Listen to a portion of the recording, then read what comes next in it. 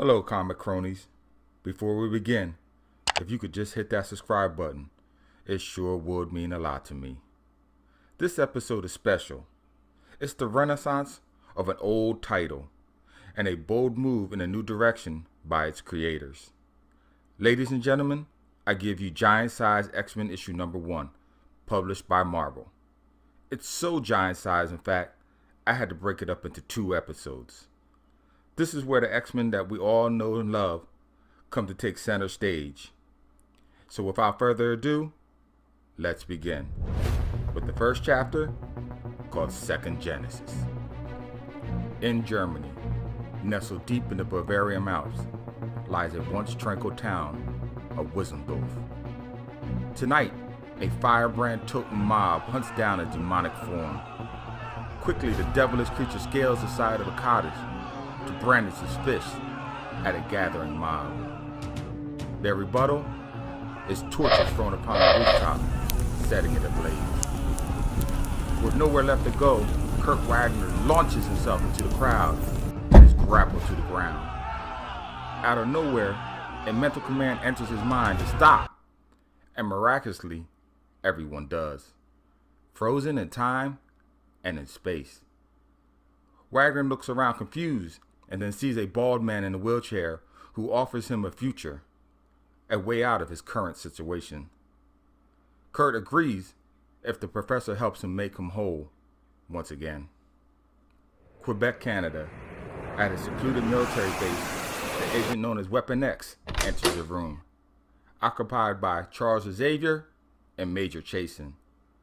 The professor offers Logan a chance to be a free agent, released from the shackles of the military, if he will only join him.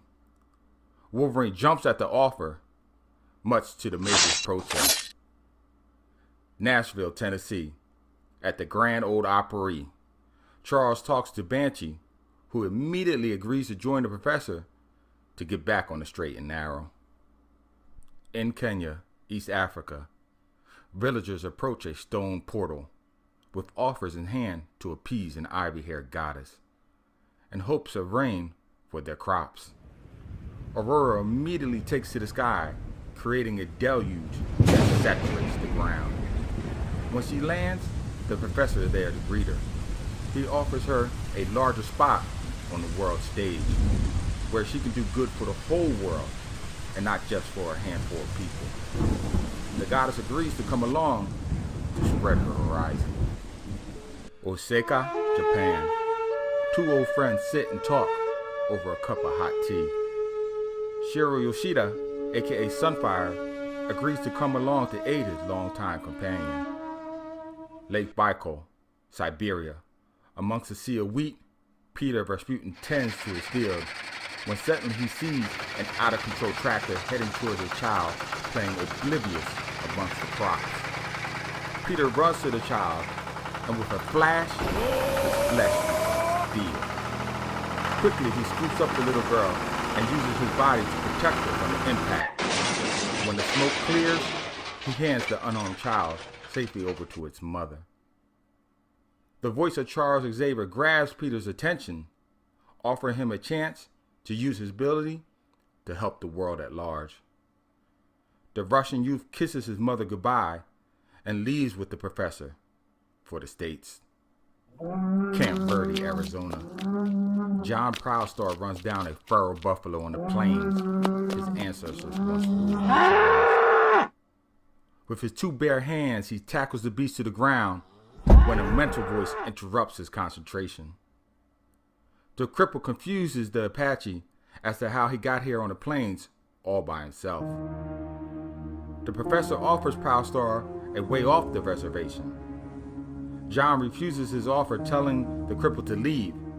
His kind has offered nothing but grief to his people. The professor tells John maybe what he heard about the Apache is true. They are nothing but frightened, selfish children. Proudstar tells Charles he is neither frightened or a child, and to prove it, he will come along with the professor on his journey. Second chapter. And when there was one. Westchester, New York, at the School for the Gifted, 7 new X-Men gather around the professor, anxious to hear the news regarding their first mission. Cyclops enters the room and explains that the original X-Men have gone missing. The professor has gathered them all here to help them find them. Scott escorts them all into the room housing Cerebro and tells the story on how the original X-Men received a distress call from the island of Krakoa. Swiftly, the group gathered aboard the Blackbird and headed across the South Pacific. But when they arrived, they were ambushed. Scott awoke later alone aboard the Stratojet, without his quartz visor and worse for the wear. To his surprise, he could now see without releasing an optic blast. His powers, it seemed, were gone. He found the controls jammed on autopilot and the plane set for expansion. When he arrived, Scott told the professor all that had happened, when suddenly his powers came back in full force, blasting a hole through the wall.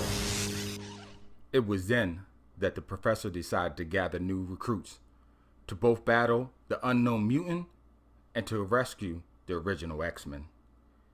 Even though Sunfire refuses to come along with the rest of the team, they gather aboard the Stratojet and head across the South Pacific. Before arriving at the island, though, Sunfire catches up with the team and confesses a change of heart. This ends part 1 of our giant-sized issue number 1 story arc. Will this interceding squadron destroy the new X-Men before they even get to the island? How did Cyclops escape his captures? And what happened to his powers? To find out, please like this video and hit that bell icon so that you are notified of the story's conclusion when it drops. Until next time, my friend, keep reading.